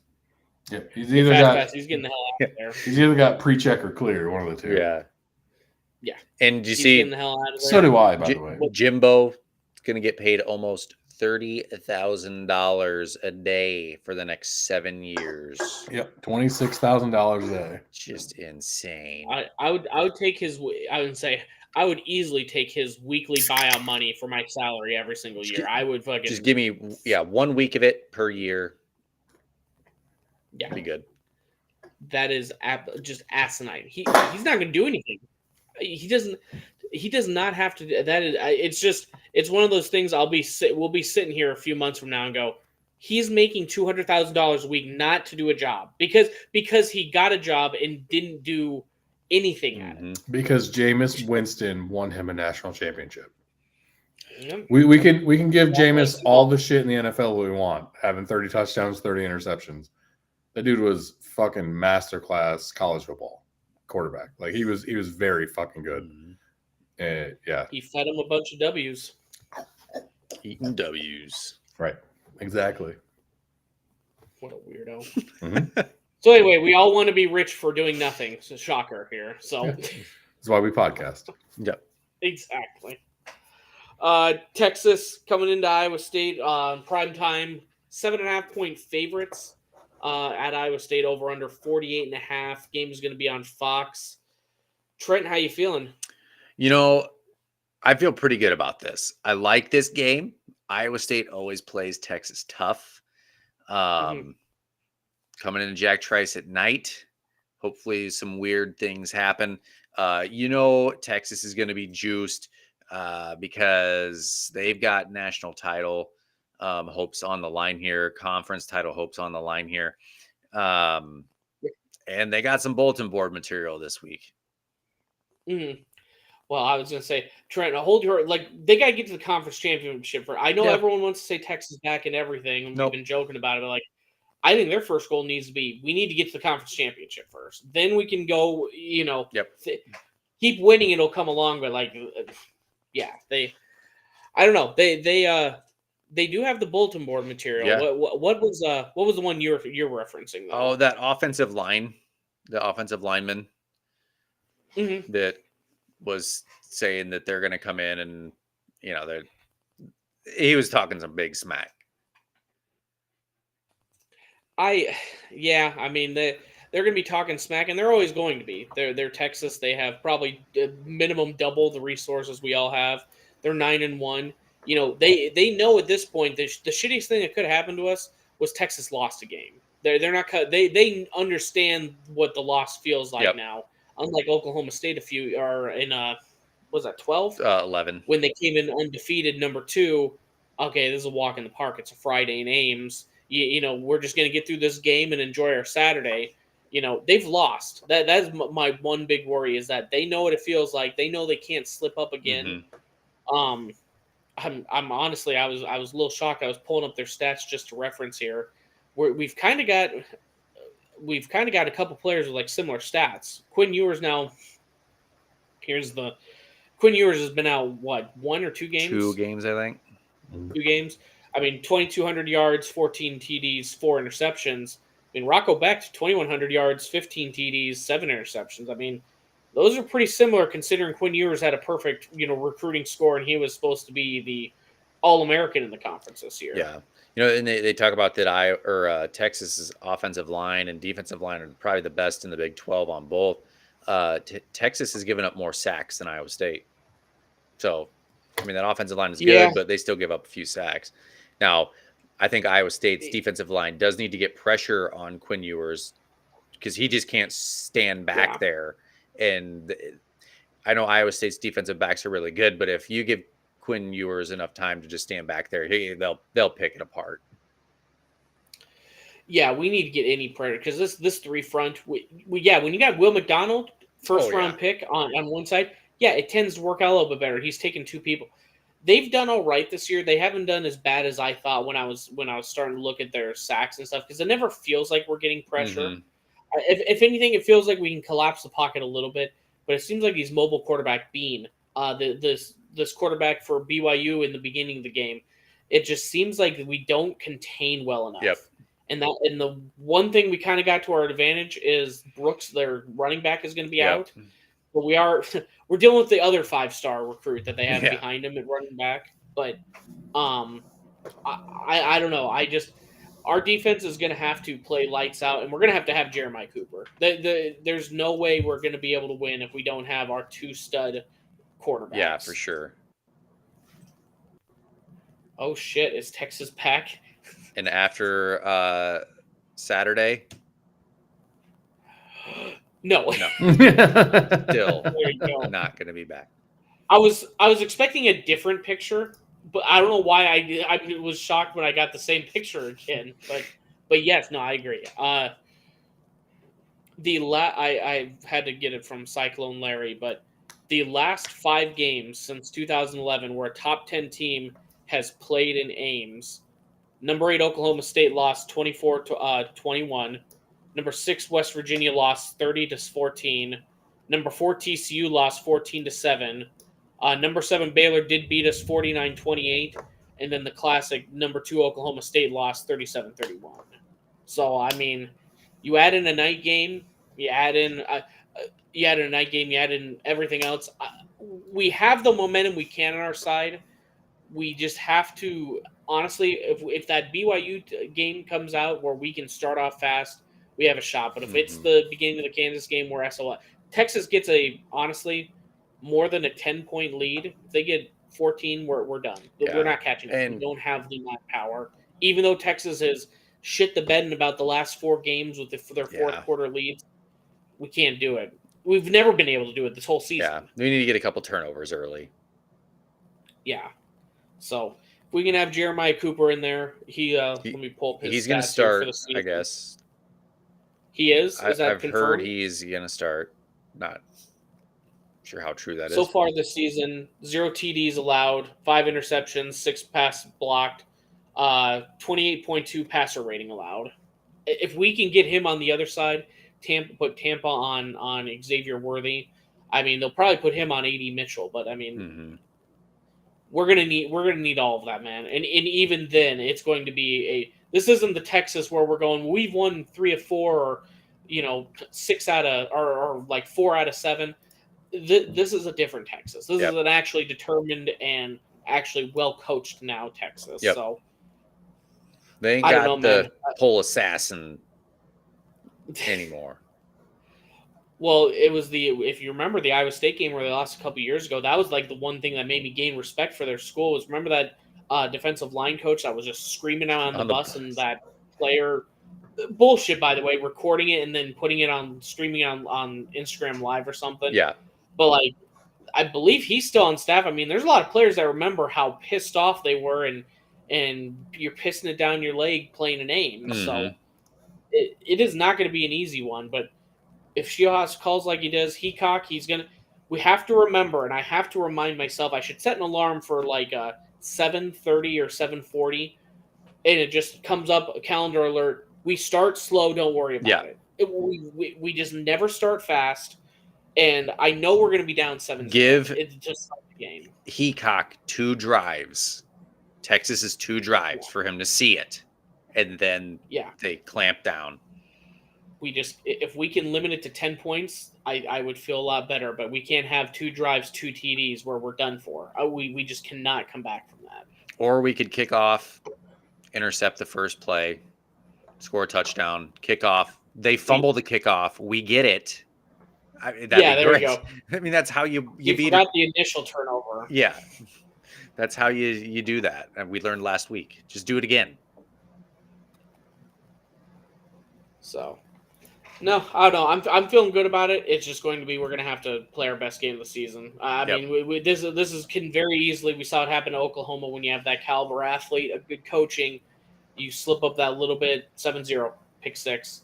Oh, it's 2020. We're tied. Okay, it's 30-20 within a matter of like 90 seconds. Yeah, that Oklahoma game, they scored 19 points in about 5 minutes of game time. Just terrible. So. Oh, last thing, just got some other big games going on. These are just the top 25. There's a few that are like 6 and 4 teams, but they weren't ranked. But 22 Utah at 17 Arizona, number 1 Georgia at 18 Tennessee, 21 Kansas State at 25 Kansas, and then number 5 Washington at 11 Oregon State. I mean, obviously, I think the big one that sticks out is going to be that Pac-12 with. They still got the, Washington, Oregon that they're trying to sort out in the playoff picture here. I don't know. I think Oregon State can get it done. Washington has shown that they've struggled at times. It depends on which Penix is going to show up, though. Joe, you're shaking your head. I would disagree. I I was on the Oregon State train very early in the year. I don't think their defense is as good as Utah. I think their offense is much better than Utah's. And Utah played a close game against Washington last week. So I think Washington puts up. They're going to put up a double nickel, baby. 55 points from 55. Washington. 55. Yeah. Whoa. I bet Oregon State puts up 40-ish, 42. I wouldn't be surprised. But, yeah, I would I don't know what the spread is on that. But I think Washington feels like they need to prove something because Oregon keeps getting votes. They're even without beating them, they're going to, overtake them in the rankings. I think Washington puts up a statement game against a top 15 opponent this week. I bet they put up 55 and they cover whatever spread is. Yeah, I think Washington shows out this week. And I believe that they play Stanford. I believe they played nobody in the last week. So it's one of those games that they need to do it now and then take the week a little bit light and then get in the Pac-12 championship game.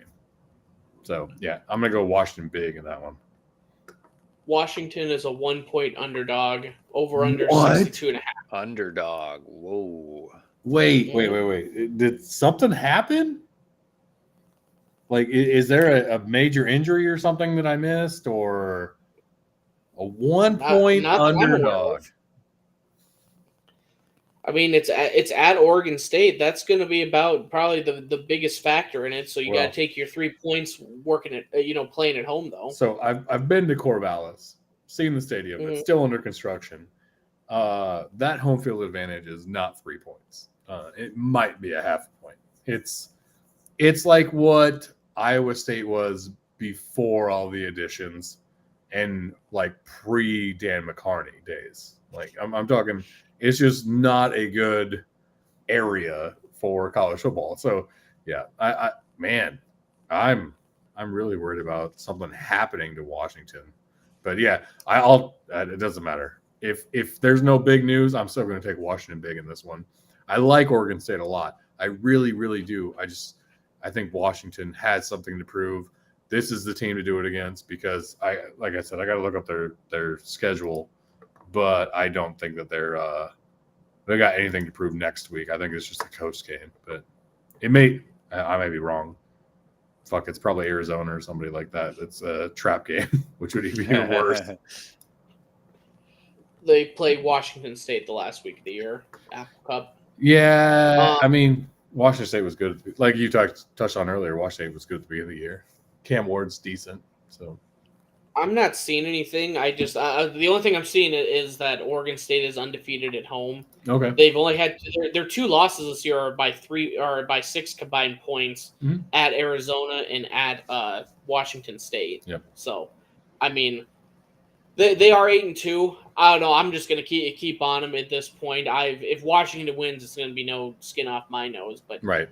I think it's going to be a lot tougher. I remember watching that Phoenix playing Arizona State on the road live, and I'm sorry, it was at home, but that Arizona State game that has me shook for like, if Phoenix isn't 100%, are they going to be able to do anything? So I guess it's like any school, or any game. What if the quarterback's not playing well? What are we going to do? But it seems like they're really relying on Phoenix this year, obviously. Yeah, and I agree with that, but I also feel good about a backup quarterback coming in because their receivers are so good. I mean, they have 2 legit first-round receivers, probably 3 within the first round and a half receivers on that team. Watching Penix play when he was at Indiana, he's a completely different player now. Obviously, he's had a lot of growth, but he still makes some of the same type of mistakes that he did at Indiana. So I don't think he's a complete player yet. I mean, that's going to happen at some point. But, I don't think that anyone should take the receivers lightly. Whoever's playing quarterback there is what I'm getting at. Yeah. Oh, excuse me. Golly, it's already 11 here. Other than that, I would say just for the sake of our old buddy Clark, Kansas State at Kansas, who do you think is going to win? The old Sunflower Showdown. Hell yeah. Oh. I think Kansas State wins this. I think they're still the better coach team. Yeah, I agree. Kansas is very beatable. Yeah, it's in Lawrence, but I like Kansas State in this one. And Jalen, have you heard the right? new? He's probably done at Kansas. It sounds like there's been a lot of controversy where he's just not even going to play for him. Oh, really? Shit. Yeah. Go to Iowa, baby. Have you seen the new nickname that they've given the Jayhawks, Trent? No. On Twitter, I've been seeing this going around. They've been starting to call them the Smurf Turkeys. I like that. Love that one. I do like that. The Smurf Turkeys. Okay. And I'm so mad that I only found it after we played them. I could have been breaking out Smurf Turkeys all fucking pod, you know. All right. Good to know for basketball season. Yeah, exactly. We're gonna play in Allen Fieldhouse. We're gonna play those Smurf Turkeys. Right. So we're gonna beat them too. I think it's one of those. Leopold's the guy. Kleinman. He's gonna beat him. He's gonna play him so well, and then he's gonna leave Texas A&M. And Kansas State's gonna fall into oblivion. I think that's just logically how it's gonna go here for sure. So, other than that, I would say I know Joey's gonna probably be back here in a couple seconds, but I mean anything else football. I was just gonna touch basketball real quick. No, I got nothing else for football. Yeah, I mean honestly, we were running long here, but I mean Iowa State 3-0. Feeling pretty good. They got Grambling this Sunday before we play some actual teams in that invitational. But I mean, Milan, he's looking amazing. I know Omaha. They've said he's been looking pretty raw, and he fouled out the first game. With how good everyone else is playing, it feels good to not have to rely on. Hey, he was our highest signed recruit.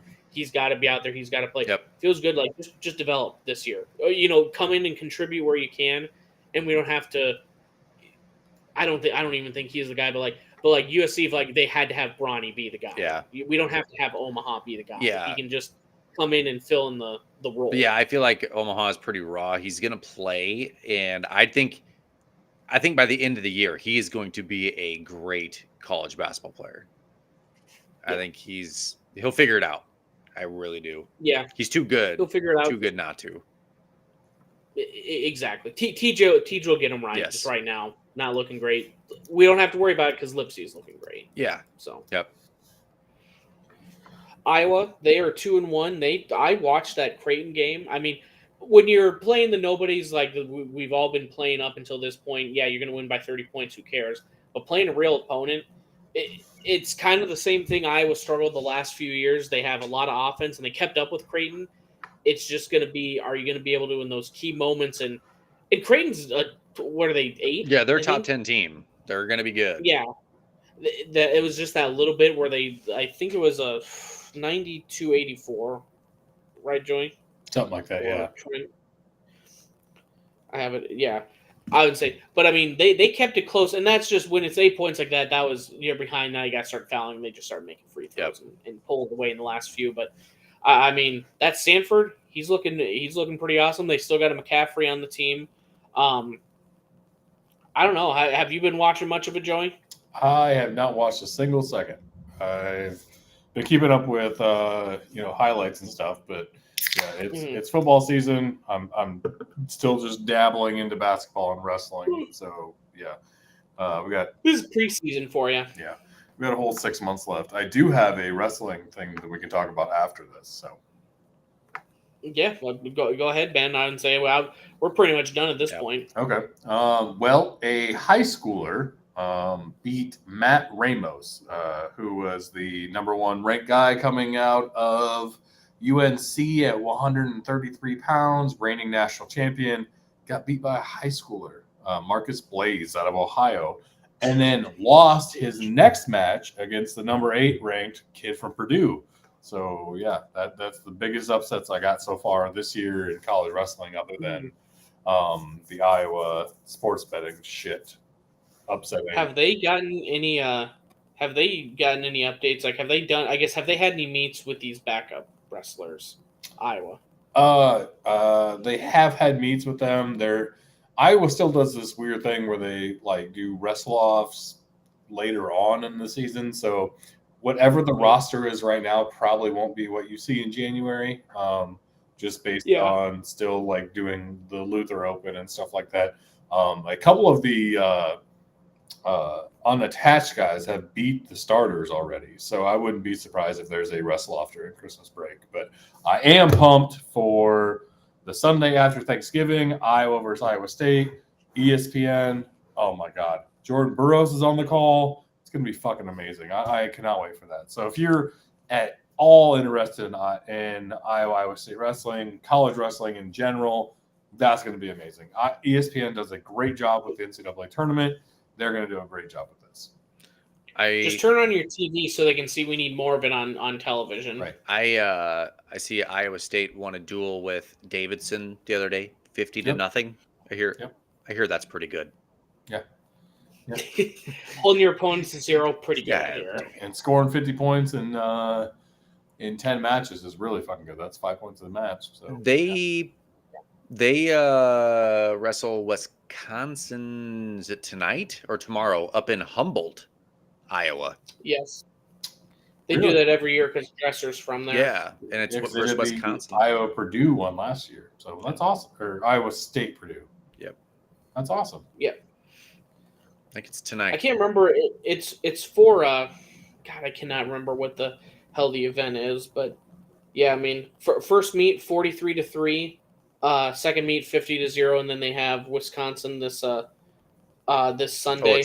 God, I don't know who it was that gave up the 3 points. That's got to be embarrassing though. Your first 2 meets and you're the only person to get beat. Like you got to feel like shit, kind of. You better hope that like it's a little more even going into the Humboldt match. Who was the first school that you wrestled? Was it Davidson?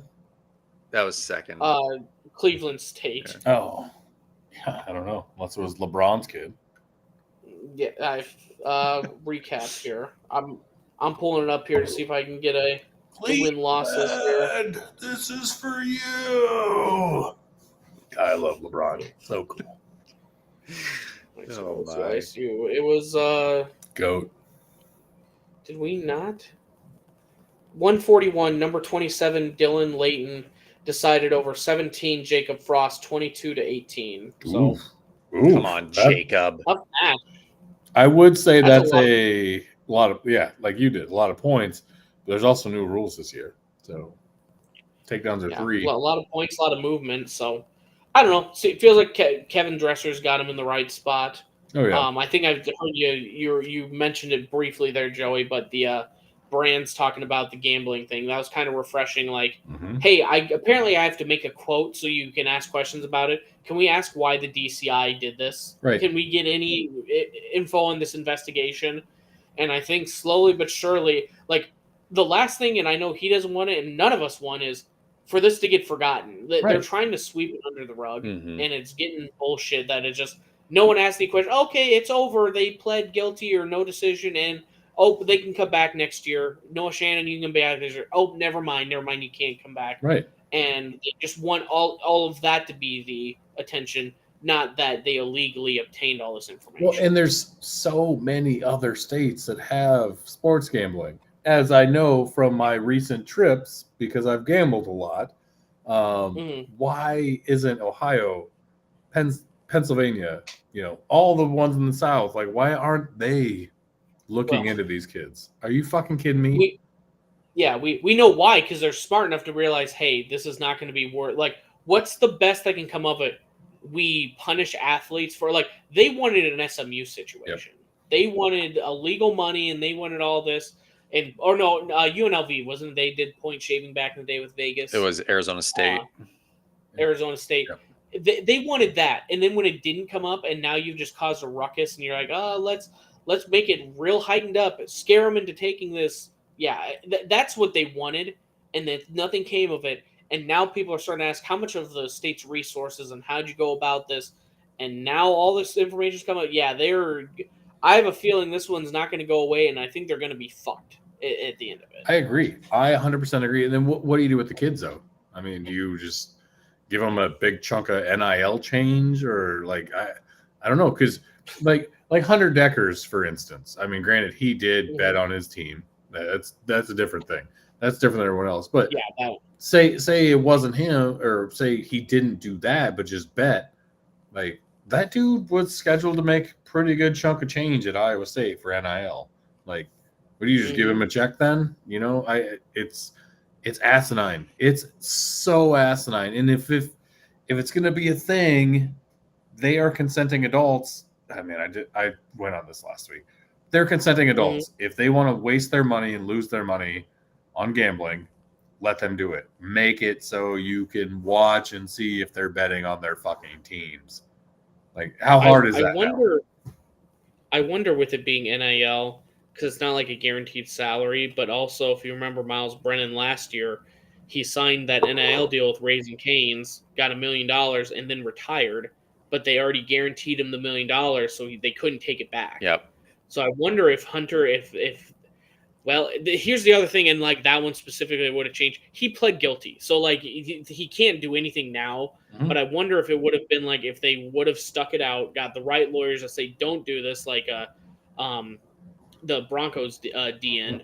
I wonder if they would have had a case like, hey, I'm making $200,000 from my NIL deals, and we could assume that would have been at least $200,000 in the next 2 to 3 years. You know, if they'd have a case of, you know, suing for lost career wages at that point. Because I really don't know at this point what his NCAA future can be. He might be able to do NAIA, but like, you're going to go NAIA and then... Yeah, Hunter could probably go like FCS or something somewhere. Yeah. I don't well, and the shitty part is you're hurting the non-revenue sports more than you are the revenue sports. So like, and I hate to say this because I'm an Iowa fan, but like all the Iowa wrestlers, like Tony Cassiope he is a 2-time world champion in freestyle. Dude's not making $200,000 fucking dollars from ASICs selling his goddamn shoes. That's just not happening. So you're already making it so he can't wrestle this year. So now he only has freestyle, which no one watched in the United States. So no one's going to pay him NIL money. Like, the fuck are you doing? Like, it's so asinine that it came from just our state, and then also only hit the students that it didn't really fucking matter for. Like, what did they get? Like $600 against a team that they don't like? Like, fuck that. Come on, man.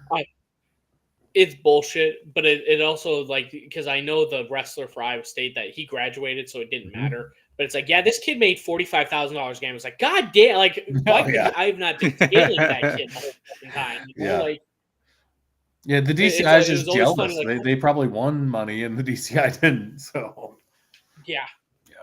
But yeah, here everyone piddling, like it was all literally $5 to $10 bets, like averaging $6, and then that kid just fucking made fucking bank, putting down like bands at a time. Yeah, it's crazy. We'll see what happens on this. Yeah, well, unless you guys got anything else, man, I think we just wrap it up here and call it a night, because I've been yawning the last 10 minutes, so I'm kind of out of it now. God damn, I'm sorry. I was doing my best. But appreciate everyone joining us this week. Make sure you like, subscribe, follow us, Pulse of the Heartland at Heartland Pulse, Instagram, Twitter, Twitch, and we'll catch you next week. See ya.